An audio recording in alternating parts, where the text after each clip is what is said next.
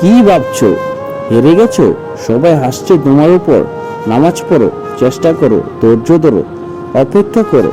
শেষ হাসিটা তুমিই হাসবে ইনশাল্লাহ।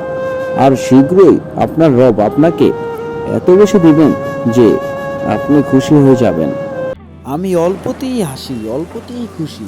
তুমি হতে পারো সুন্দর, আমি হতে পারি কালো, কিন্তু তোমার চাইতে আমিই শ্রেষ্ঠ। মাটির গতিতেই যদি আখেরি স্থান হয়, তাহলে মাটির উপর এত লাফালাফি কেন? মাটির দিকে তাকিয়ে বিনয় হও, অন্তত মাটি তোমার প্রতি সদয় হবে। তুমি যদি মধ্যবিত্ত হও কিংবা ধনী হও, অবশ্যই রাস্তার ভিক্ষুক দেখলে কিছু পরিমাণ অর্থ দান করো। কেননা একজন ভিক্ষুকের দোয়া অবশ্যই তোমাকে জান্নাতে দরজা পর্যন্ত পৌঁছে দিতে পারে। দু হাতে যা চেয়েছি তা পাইনি বলে রবের ওপর কত অভিমান। বিপরীতে এত এত পাপ করেছি, কই এক মুহূর্তের জন্যও তো রব নিঃশ্বাস বন্ধ করেননি। শুকরিয়া যে এমন দয়াময় রব আমরা পেয়েছি, আলহামদুলিল্লাহ।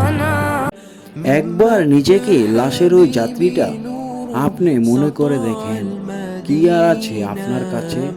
আমল, সালাত, ইমান নাকি গুনাহ?